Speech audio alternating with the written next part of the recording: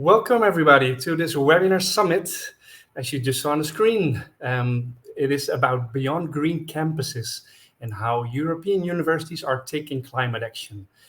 So you're going to hear about this topic in the next 45 minutes or so, and we have a great lineup of speakers for you. Before we go over to them, I'd like to briefly explain to you a little bit of the interactive options. My name is Luc Mulling, and I'm the host, so to say, from Webinar Leads for You today. And we have different options that you can interact with us. First of all, in the chat at the right bottom, you can maybe tell us where you're logging in from. That would be great to hear, just to get it, make it a little bit more personal for the presenters as well. And also, I will be opening up a couple of poll questions to learn a bit more about you. So, for example, I'm going to open up one already right now. Let's start with that to know if your institute is already taking climate action. So go ahead and answer that one. But if you have any questions, you can write those at any time through the panel called questions at the right bottom.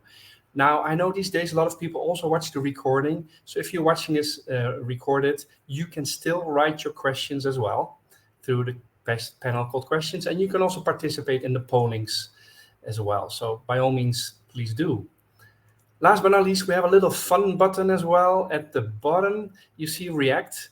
If you click on that, you can send the choice of your reaction. So yes, that one, we like to get those just to make it a little bit more interactive again for the audience. Without further ado, let's go over to the presenters, because you're, of course, logged in to hear from them.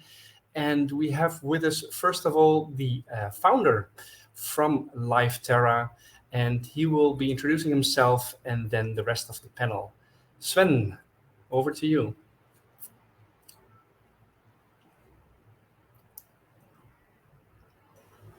There you go. Yes, hello everybody and welcome. Apologies, had some last minute camera glitch. So welcome everybody, very happy to have you all with us. And again, as I said, my name is Sven Kallen. I'm the founder of LiveTerra. And it's an honor to be moderator today with you guys. Thank you to all the speakers for being with us. And of course, thank you, Luc, for Webinar Leads for You for hosting this event. So as we said in the introduction, teaching sustainability is now a must in most universities, and it is booming. We see it all across Europe and across the world. But how are the universities themselves performing? That is the big question of today, because we think that they could be leading the way to really put sustainability in practice. Universities have to become really truly sustainable in order to be an example for the students. So obviously, a lot of them are working already in energy transition. You can think of the application of all the amounts of big roofs that they have for solar energy. And then there's lots of other possibilities they can do. Energy efficiency is a big one. And then there's other issues to take into account. You can think of water retention, you can think of carbon offsets, and there's even university changing the menu in the cafeteria to offer more sustainable choices.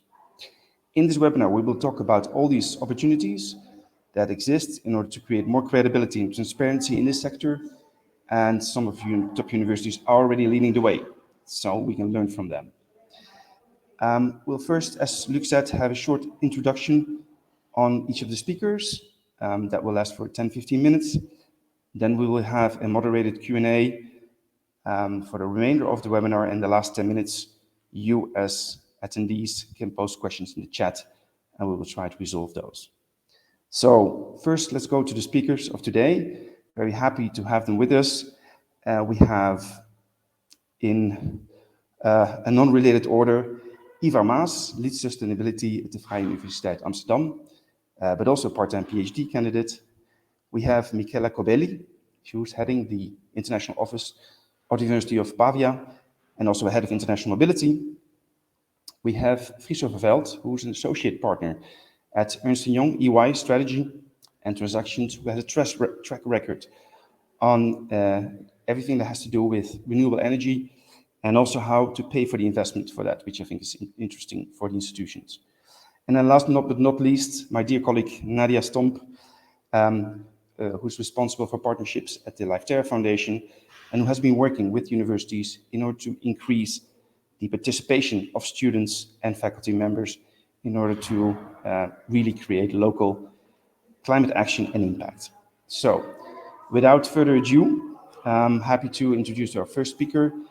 Maybe just give a couple of minutes of your time to explain your background and particularly your relationship to the theme of today. So I start with Ivar, the floor is yours. Yeah, thank you very much. And thank you very much for having me here also. So my name is Ivar Maas and I'm the head of the Sustainability Office at VU, which is the body within the VU University that is responsible for the implementation of its sustainability strategy. We work on that together with a team of people, and there we try to integrate sustainability in education, in research, in knowledge transfer, and in its operations. And then I think especially if we think also about beyond a green campus, where the real impact of universities quite often is it with the students, and maybe additionally also with the type of research we do. But those are, I think, that is really the essence. Furthermore, I have a background in environment and resource management and in social psychology, and I'm currently doing a part-time PhD on transformative change towards sustainability in higher education institutions, which is basically the topic that I'm also working on. So there I try to find synergies between research and also policy implementation. Fantastic. It's a pleasure to have you with us, Ivar. With so much different perspectives on the issue at hand, and with your background in sustainability, for sure we can learn a lot, not only about Vrije Universiteit and their initiatives, but also from the trends in the sector themselves. Let me move to the second speaker for her introduction, Michela Cobelli. Thank you for being with us as well. The floor is yours. Thank you everyone for inviting me. My name is Michela Cobelli and I'm working at the University of Pavia, which is located in Italy. I'm the head of the International Mobility Unit. So basically what I'm coordinating and dealing in my everyday life of work is to provide the students, but not only students, also faculty and all the academic community in general.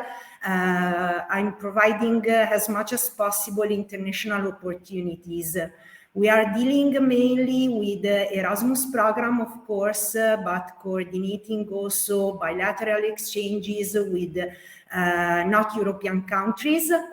And of course, the topic of the webinar of today is something that we are discussing since years in order to solve the dichotomy that we have on end. We have to increase mobility opportunities abroad for our students, of course, and we want to do that as much as possible, but taking care also the fight to the climate change. So not easy at all, but we are here to provide some best practices we are developing. Fantastic. Thank you very much, Michela, for that introduction. Now we move to our third speaker, which is Friso from EY. The floor is yours, Friso. Yes, thank you, Sven, and thanks for having me today. Look, I've worked my whole career in renewable energy. First at a bank, providing funding to renewable energy projects. Then at an energy company, setting up solar activities, and now at EY. I think my main role is to help my clients realize their sustainability ambitions, and helping them access funding for it mainly. So in practice that means assessing the viability of business cases, reaching out to financiers, banks, investors, and really helping to shape that business case into something that is investable and bankable. And I do this in the more traditional renewable energy space, such as solar and wind, but also in circularity,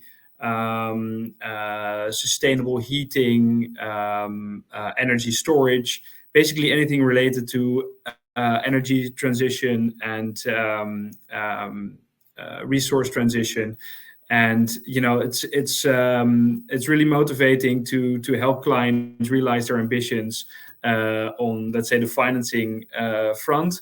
And when we are successful and realize those ambitions, then that's really really rewarding. So with regards to today's topic, my perspective is really focused on concrete measures that you can implement as a university, around your real estate, your energy consumption, your mobility. And of course, how to make sure that that's a sound business case in and of itself. So yeah, really happy to be here today, and looking forward to discussing with all of you. Fantastic, because there's always a lot of good ideas, but in the end, somebody has to pay for it. So it will be great to hear from your insights. Right, let's move to Nadia to discuss a little bit about the role of Liveterra and universities and what we do with them in order to make this whole sustainability a little bit more concrete. Nadia, the floor is yours. Yes, my name is Nadia, originally from the Netherlands, what you might can tell by my Dutch accent still. I live in Barcelona now since a few years, and I joined Liveterra Foundation 3 years ago. I'm responsible for the partnerships, like Sven mentioned, and I work very closely with universities to also help them to engage their students to take climate action. So I've been in contact a lot with the green offices. I don't know if there may be some students listening here that are also part of the green office, because many of them really try to make an effort to green their university. And yeah, it's been a cool ride. It's challenging sometimes, but it's very nice and energizing to work with people like Ivar, who's here today from the Vrije Universiteit Amsterdam, to really try to make a change and include students in taking climate action. Wonderful. I must say that we have been very active with universities so far in the Netherlands, but we are looking forward to sharing those experiences, and then later on hoping to expand that to other European countries, because Liveterra is already present in 17 European countries. So that's nice for you to know. All right, I'm going to now move directly into the questions after having the first introduction of the speakers. And my first question is actually for Ivar, because you said that you are, of course, responsible for the implementation of sustainability at the VU Amsterdam.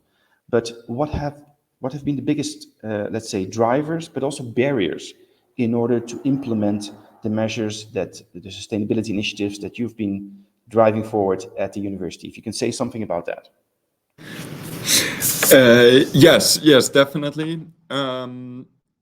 I think concerning the drivers, what really helps at VU is that we have, on an administrative level, big support.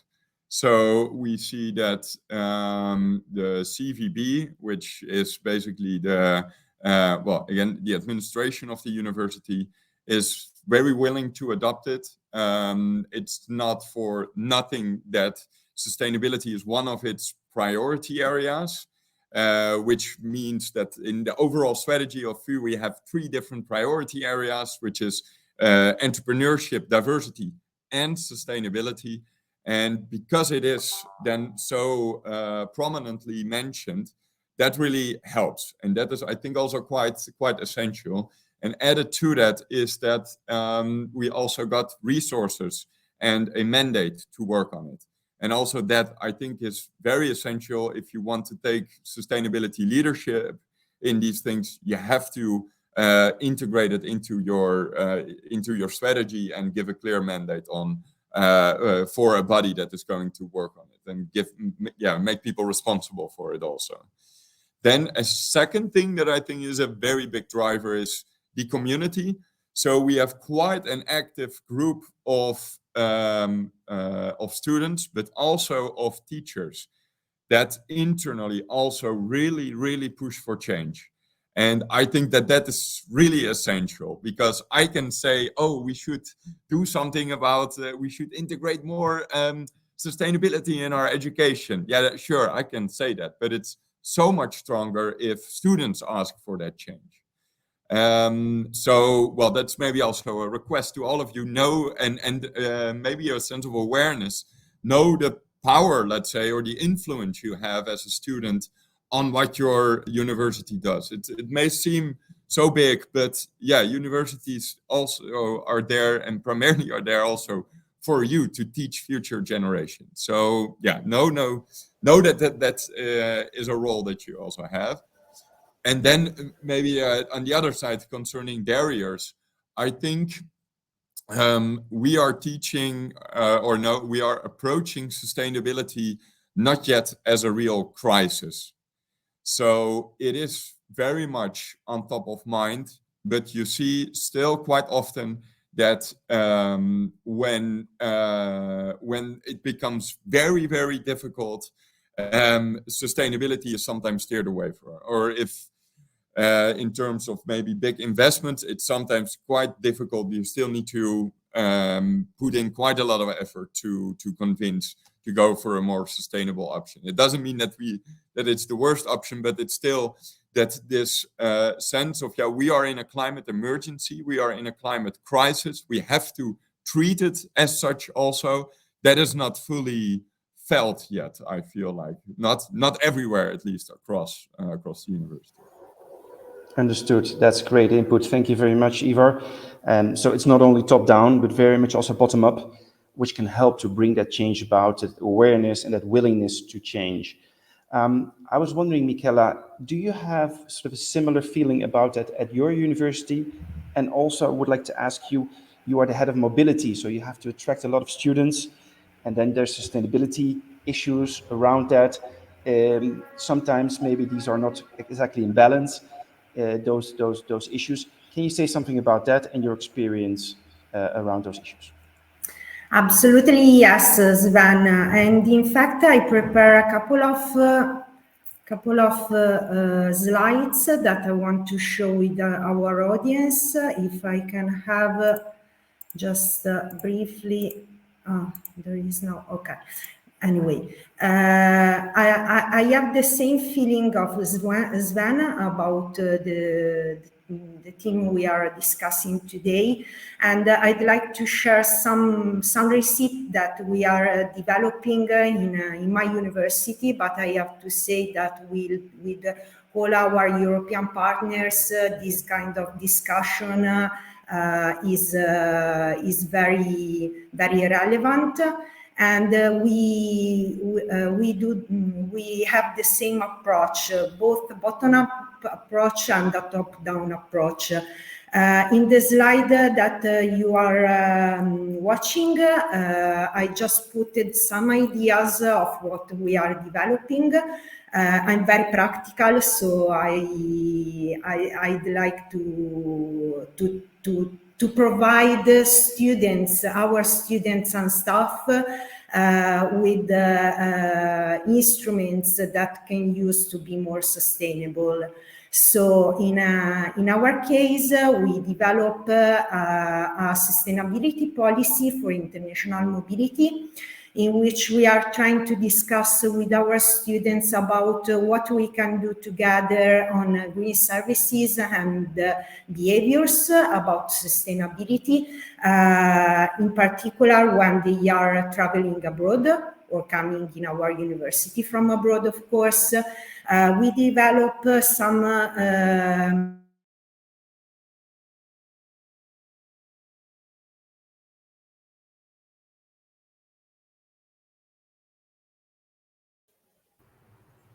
I I think we lost Michela has a Michela. slight technical issue. Maybe in the meantime, when she comes back, let's move to Friso, because you made a very interesting introduction. But sustainability has, of course, a lot of perspectives and a lot of angles. You can think of energy, water, waste. There's so many. Where do you start as a big organization like a university or a higher education institution? Just some of your thoughts would be interesting. Yeah, I think there's not a very simple, clear answer to that one. I would say, we advise our clients to first start with defining goals. What is really where do we want to go? What do you want to achieve in terms of, for instance, carbon reduction or becoming fully climate neutral at some point. And the next step is to develop a roadmap how to achieve those goals, and the planning to get there, and what for your specific case can be measures to achieve those goals. To make that very concrete, it can be isolation of your campus, installing solar panels, installing LED lights, procuring sustainable energy versus traditional energy. Very basic, simple things can all help achieve those goals, but it really depends on your specific situation which of those make the most sense. And I think the next step is to try and build a business case for all of those measures, to see if it's a feasible idea. Does it indeed? And so on the sustainability side, do those measures indeed get to where you want to go? And then from a financial perspective, what's it going to cost us? How do we finance it?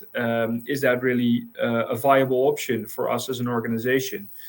And then, as a last important point, I would say, and I think with the Ivar and Michela here today, we have good examples of organizations that already have a team in place of really executing, first developing and then executing on a strategy.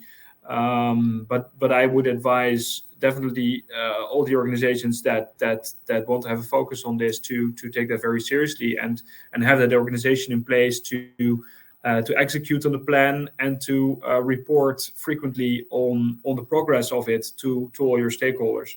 Of course, for universities, that would be students and teachers and the broader environment around it.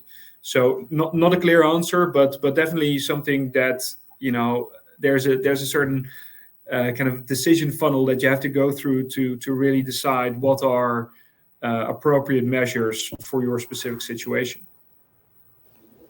Yeah, that makes a lot of sense. Of course, you have to create a fantastic plan, well-designed plan, but then create also internal champions that can bring it forward and have it implemented and monitored. So I think, thank you. And I just see that Michela is back, had some technical glitch.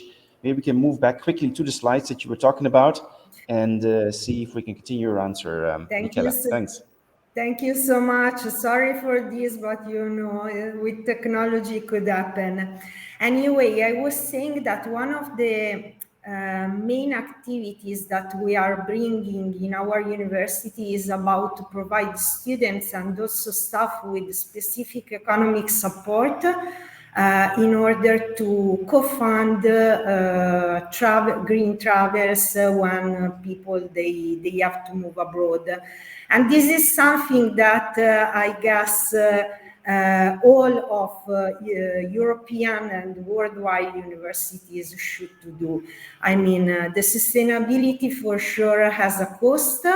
And I think that really youngers would not pay for it. So as institution, we should to provide as much as possible the possibility for students to be able to travel in a green way when they go to another university. Another project that we are activating in our university is dedicated in particular to students that come in our university for a short period. for a semester, for one academic year, and they have, of course, when they are coming in another country, they have to buy stuff, stuff for departments, bicycles, and so on. So we created a flea market in which the students could share their stuff when they don't need anymore. And they can exchange everything that they would not to bring to their home countries. Finally, considering a top-down approach as an institution, we are working for tree planting compensation. Not all the people that are traveling are able, of course, to take green means of transport.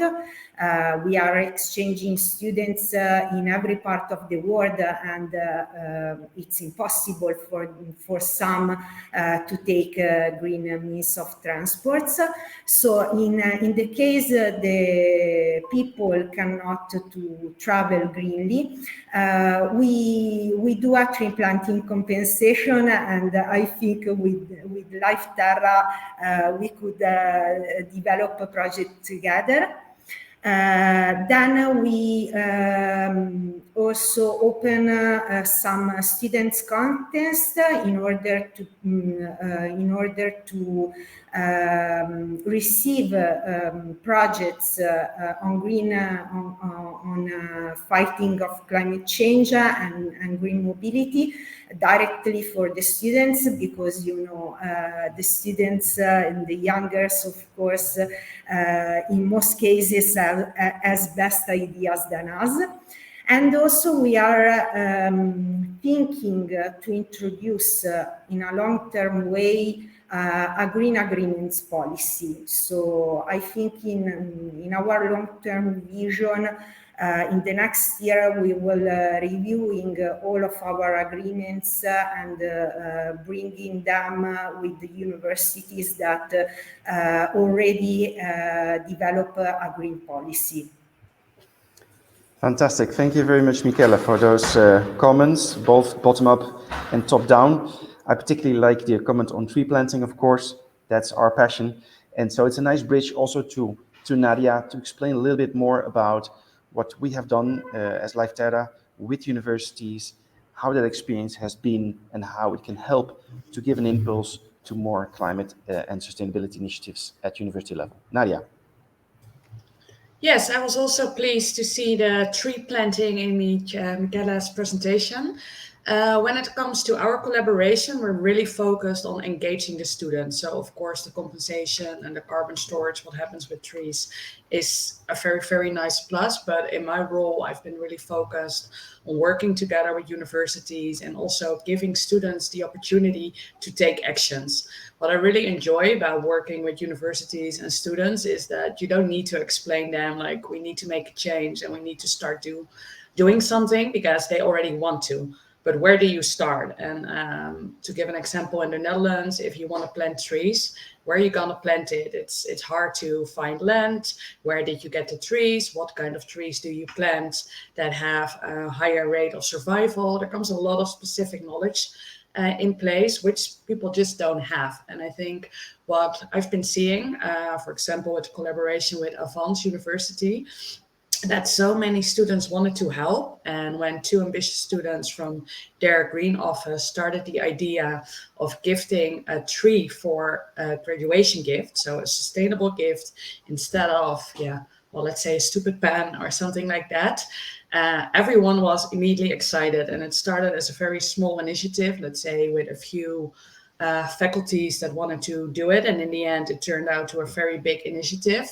And what was nice there to see is that students did not only get a tree as a gift, they also got the chance to plant this tree. So it was an activity together. It was also an opportunity for them again to connect with the other students that they didn't see, because I think something what people also forget is we have a planting season. So if students are graduating in June and July, we can gift a tree, but then we give the voucher or we tell them they're going to get a tree, but we cannot plant it then because it's summer. So we had to wait until I think November or October was the first time we did it in the Netherlands. And yeah, it was so cool to get like hundreds of students back to the campus or close by and to plant together. And I think, so the collaboration there is engagement, taking climate action, also regreening an area then close to their university. And I can keep talking, Sam, but I think that's like the cool partnership. I think it's a wonderful example, and I believe we even have some images of that we can show maybe shortly. I think there's if you can start that video, just to give you a bit of an impression of how such a student-participated event can look like.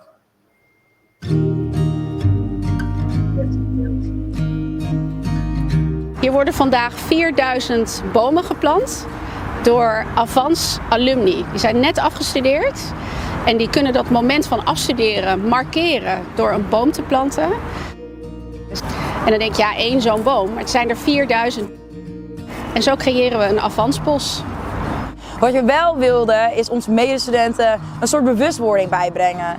En daarnaast iets wat heel erg blijvend was. De boom die groeit dus verder met de student als hij of zij carrière gaat maken. En dat is zo leuk, dus je kan over 10 jaar terugkomen. Dus die boom ook veel verder gegroeid. Je bent zelf heel anders in je leven gaan staan. Ja, misschien dat je wel kinderen hebt, kan je met je kinderen hier naartoe komen om die boom te komen bezoeken. Superleuk. Vandaag is echt een hele bijzondere dag voor Live Terra, omdat er zoveel samenkomt. Het enthousiasme van de studenten om hier een boom te planten. En dat is natuurlijk ontstaan vanuit een samenwerking met Avans, met de gemeente, met de provincie. En waar we echt kunnen laten zien wat er gebeurt als je de handen ineens slaat. We zijn met Live Terra de samenwerking aangegaan omdat Live Terra echt dé specialist en dé partij is om dit soort projecten mee op te pakken. Live Terra heeft een grote opdracht gekregen van de Europese Commissie om de ontbossing tegen te gaan. En heeft ons geadviseerd, ook over de biodiversiteit. Hoe pak je zoiets aan? Welke bomen waar? De partij om mee samen te werken. Voor Live Terra is het heel belangrijk dat het niet alleen maar om bomenplanten gaat. Het gaat ook wel echt om bewustwording rondom klimaatverandering. We hebben een fantastisch onderwijsprogramma voor kinderen van 8 tot en met 14 jaar. Maar door de samenwerking met Avans bereiken we ook weer een nieuwe doelgroep. En dat zijn de studenten en de alumni. De langetermijnvisie van een opleiding is dat je een leven lang leert. En dat wordt ook steeds duidelijker. En daarom is het goed dat wij als Avans ook aangehaakt blijven. En onze alumni ook uitnodigen om terug te komen. En nu sta ik hier met mijn laarzen aan en zie ik dat de echte eerste kluiten, de bomen, geplant worden. Ja, dat is geweldig.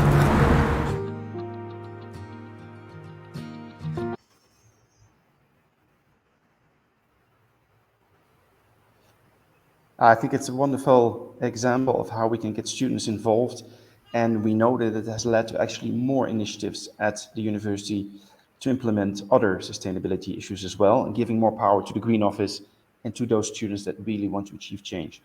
So thank you for that. Let me move back to our first speaker, to Ivar, because you said how to create a change, or the interest for change. But as we've seen, there's a lot of opportunities. Maybe you can give us some concrete pointers as to what the university, what VU Amsterdam has done or is doing in order to become more sustainable. Yes. We work on, let's say, so a very wide range of projects, and I will just go through them very quickly then in terms of education, research, knowledge transfer, and operations. Again, to me, the operational side is something you just have to do. It doesn't mean it's easy, but you just have to do it. But where we make a difference, our core business, that is where, let's say, the real change needs to happen, and where sometimes it's also most difficult one. For education, for example, our targets now are, where we're currently working on, is to ensure sustainability education is well embedded in each and every program. And at the same time, so that is, let's say, more an administrative route, and at the same time assist teachers in helping them how to teach about sustainability and how to teach sustainably. You can say things top down, but if then the people don't know how to do it, it doesn't work. So you need both directions. And then for research, I think one of the biggest things is that we work with seed money projects to ensure that there are collaborations on campus to address our own sustainability issues. So we have so many wonderful researchers here that are also specialized quite often in the issues that we encounter as an organization ourselves. So that is just wonderful to get them on board and to, just work with them to address those issues.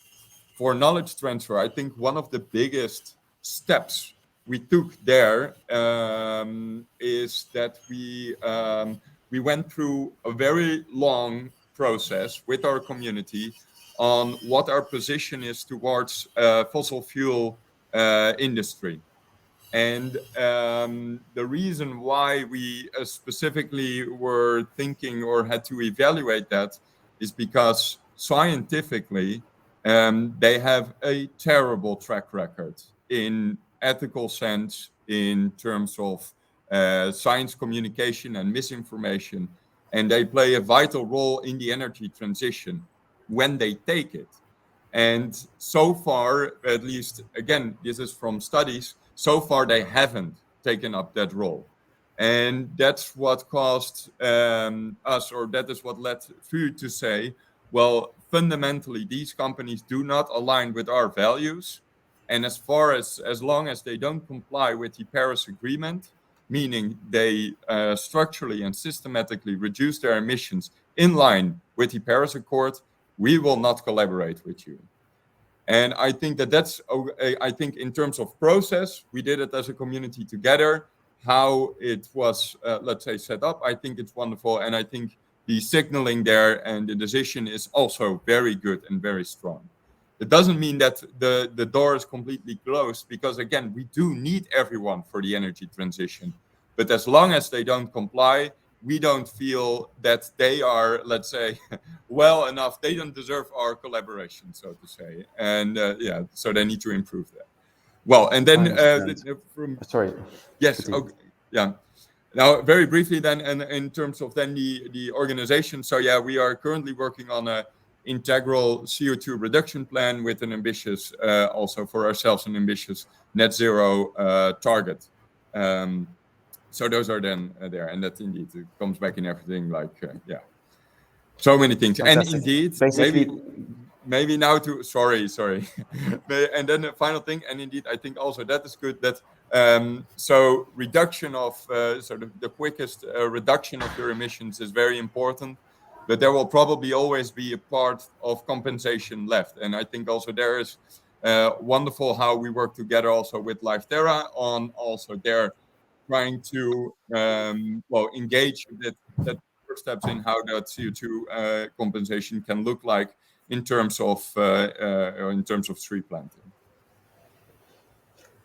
Excellent. I think it's very clear that you have to approach it from different perspectives. The signaling towards both staff and students and society, I think, is very important, but also to have a concrete plan to how you can diminish emissions. I was wondering, thank you, Ivar. I was wondering, Michaela, you are a lot in touch with students, also international students. I know that you are a very international university. Do you think, or do you see a trend in which those students base their decision to come to your University of Pavia, for example, based on the arguments of sustainability? Do you feel that you get more questions about these issues? Absolutely, yes. And I took a couple of examples about that. The first one is related to one of our new degree courses that is concentrated to create sustainability managers. We launched this master degree last year, and we received a quantity of application that was not expected. So to me, this demonstrates that youngers want to also engage themselves on this kind of careers in the future. They want to be taught, they want to learn about how to bring sustainability in their life, in their professional life.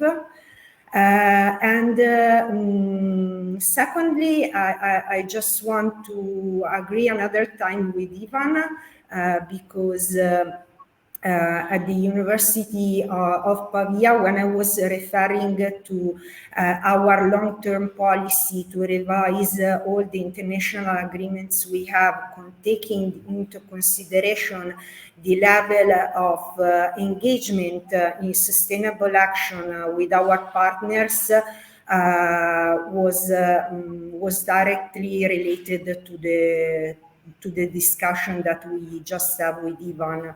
We don't want, this is of course something that we cannot implement in a brief period of time because, you know, we need to have a transition. But in a long-term vision, I don't want to cooperate anymore with universities that are not taking care about this topic. And this is something that we will develop in 5 or 6 years, I guess. So sorry, Okay. if you are not.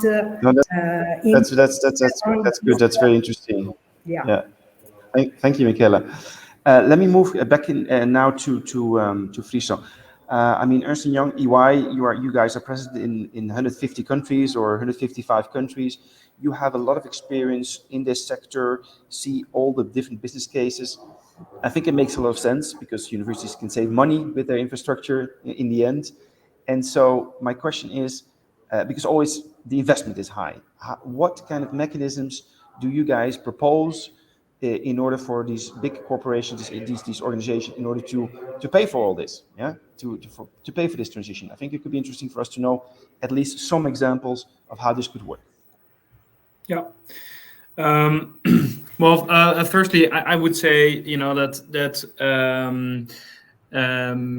we've come a long way, and especially in today's climate, a lot of these measures that you can think of are a sound economic choice. Not even if you would totally disregard the sustainability part of it, it's a sound economic choice to implement these measures, mostly because of high energy prices.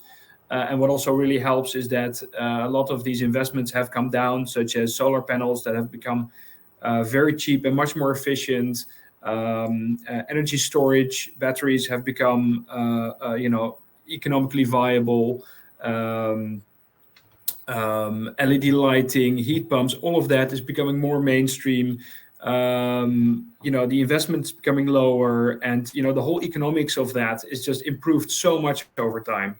And then even if it isn't an economic viable investment, then of course you should take into account the external costs of your emissions. And if you take that into the mix, which I think makes a lot of sense, and so external cost to society, basically, of your footprint, then that really makes all of these measures pretty much a no-brainer. And so, but that doesn't mean even if a business case is economically viable in and of itself, that doesn't mean that you necessarily have the means to implement them from a financial perspective. So for universities and also for private companies, but if we focus on that, I think a very interesting way to do this is to have an ESCO, an energy service company, that basically does all the investments for you.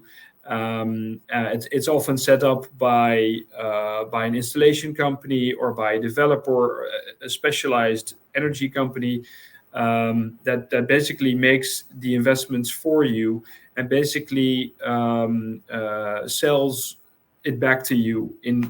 You can look at it as energy as a service, lighting as a service. So you basically just pay a recurring fee, which you can incorporate in your P&L, and that takes away the burden of having to find the funds, because you, as a university, you may not be set up to have the specific knowledge and contacts with financiers to attract the best possible funding. So this is really a way of having this external company that can do whatever is required for you to reach your goals, make the investments, and actually also do all of the maintenance of the systems that you implement. And then they can do the financing, and if the investment is large enough, you can really talk to investors and banks that can provide funding at very attractive rates, whereas you as a university may be constrained in what you can do financially. So this is really a way of taking away that burden and just make it a very straightforward thing where you just pay that one fee and everything gets taken care of. Of course, you need to be very careful and diligent in who you do it with, and how to make sure that you procure the best quality against the best cost with a reliable and credible counterparty. So of course you need to run a well-designed process to get this in place and to structure it such that you are sure that you're actually achieving your goals and it fits your budget. But I think this is definitely a way for anyone, and maybe to stress that of course this is the cost side of things, but all the advantages of implementing these measures stay with the university. So all of the cost savings and whatever else benefits come from the measures, they stay with the university. You're just putting the investment in a separate vehicle and paying that vehicle so that the investment is covered, the maintenance cost is covered, the financing cost is covered, and just makes it a very straightforward deal altogether. Excellent. That basically means what you say is that if you have the vision to do such a project, if you have the infrastructure, then the argument of not being able to finance it doesn't exist. There are always opportunities of organizations that can take away that burden. So I think that's a fantastic new sort of perspective in order to to say that if there's enough pressure from society, from students, from faculty members, then this can be done, and these universities can play this leading role in the transition. Thank you for that. Given the time that we have very little time, we still want to do some Q&A. Maybe some last question to Nadia around we've seen that these students can help. They can be very engaged and can help to give this bottom-up push to the top. But what should organizations like universities take into account when they want to organize a planting event and get their students involved? Preparation, it takes some time, so it's something we really, I think, we cannot do it immediately next month. The planting season, like I mentioned, so if they want to plant trees, the season runs approximately from November until, let's say, March. So I think in June you just need to get started. I think there are different parties that are interested, so it can be a green office, but also an alumni, like the alumni department or someone from the university that's responsible for this. They also like to stay in touch with their alumni and to find a reason how they can invite them back to the university or to stay in touch. So I think you need to find your way internally. Also teachers maybe that are more taking climate action themselves as well. Try to find this person that also cares and just wants to start the conversation with you. I also saw in Okay, the questions, Ivar also gave some tips around setting up a green office, because not all the universities have a green office in place yet. I think we can sort of call it a movement that has been happening the past years. And there was a helpful link with more information.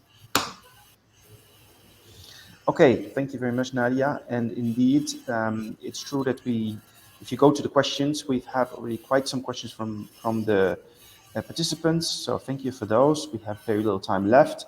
Maybe we can pick out a few that have still not been answered and that can be sort of relevant to all of the audience.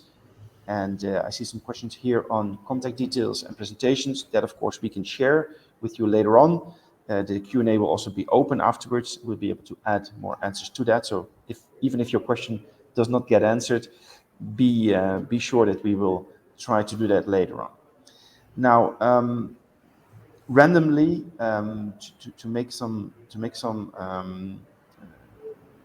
to pick out a question that can be relevant. So I think the green office has been discussed. Who takes care of the trees when they're planted to ensure they grow well? This has been answered. The university took care for this for minimum 20 years. Do know that LifeTerra signs agreements with landowners for 40 years to ensure that the trees that are planted actually have the longest possible time, because a tree takes decades in order to mature, and hopefully it will never be cut and will always be there. But at least we try to ensure the longest possible term of collaboration with the landowner.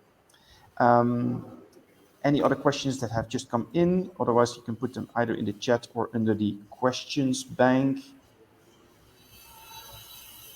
No?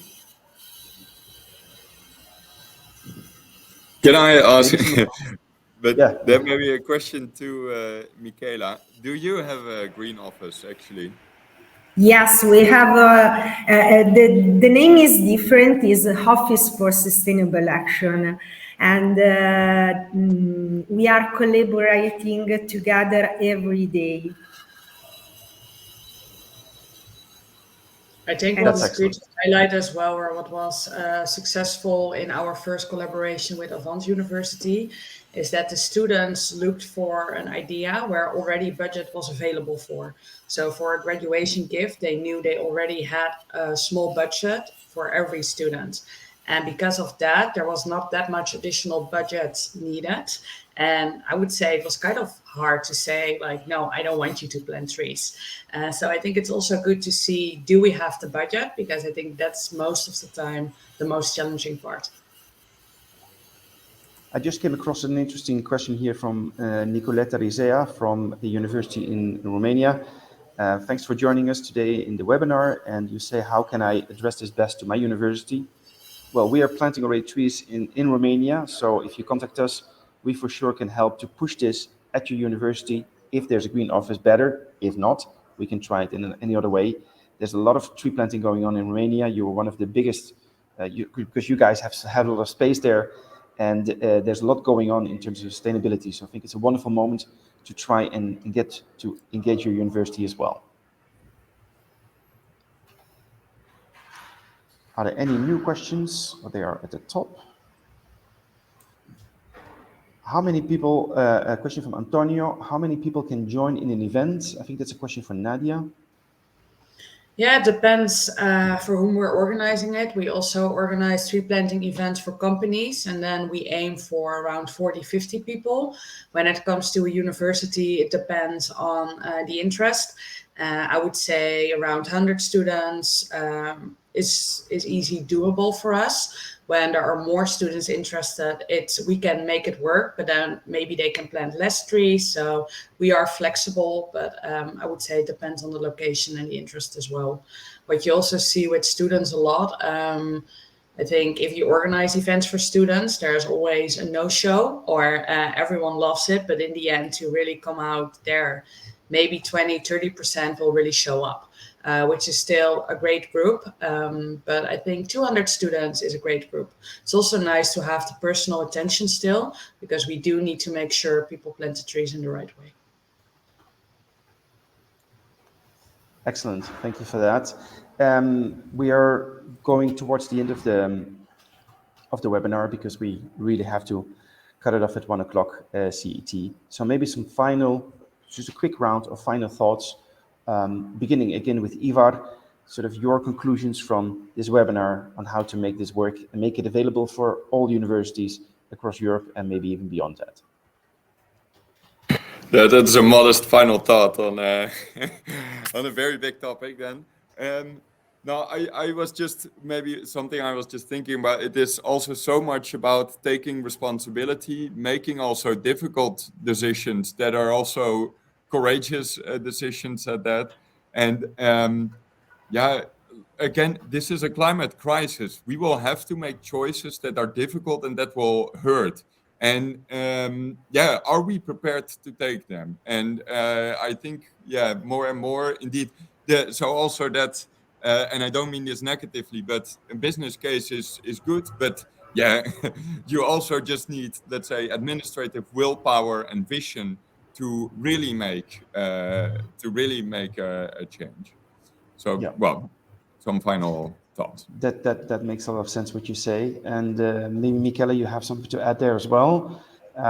I think what was very interesting what you said about the interest from international students that are demanding not only interesting course material on sustainability, but actually action from the institution itself. If you have any other thoughts about that, it would be nice to hear from you. Yes, as already said, I really guess that the sustainability has a cost, and institutions should take care about this and not young people. So we have to, as Ivar said, we have to take difficult choices and absolutely move a budget to this priority, and we can do it. That's great. I love the positive answer at the end. But of course, I mean, we also have Friso here as with your last thoughts, because in the end, if we're talking about big investments, you explain that there are parties that are willing to cover that cost, to cover that investment. So any last thoughts from you? I mean, basically to confirm that there is not a real barrier in order to implement this big scale. Yeah, I think from that perspective, it doesn't matter how large the challenge. There's always parties that can help you. So a large investment should definitely not be a reason not to do it. And we're always happy to talk to clients and see how to best structure this to make sure that it becomes bankable and investable. And that really takes away one of the big hurdles that parties are experiencing. So, yeah, I think those challenges can definitely be overcome. And clearly, for universities, I would say, especially with the current generation attending universities, it is such a no-brainer that they can be leaders in this field. So very happy to be able to contribute here today, and interesting. Thanks. Excellent. Thank you. Nadia, maybe you have you have 1 minute left before we close the webinar. Some final thoughts, if you have. Yeah, I think it's very inspiring to see how universities really are trying to make a change and an effort. From Life Terra, we're focusing on tree planting. We are aware this is not the only solution or what it takes, but we do believe, and we have seen, it's a very impactful activity in the field to also engage stakeholders in becoming more involved. Because in the end, everyone loves planting trees, and if you're there together, you get the chance as well to speak with many different departments, and it can be a start for change. Fantastic. We learned about top-down, we learned about bottom-up, we learned about climate action and everything all the initiatives that you can take at university and college level. We learned also about financing. Thanks everybody, Ivar, Michela, Friso and Nadia, for your time and for your bringing your expert knowledge to this webinar. Thank you, Luc, for hosting. This will be recorded and will be available on the internet. And we look forward to speaking to you on new occasions. And for now, have a great rest of the day. Thank you.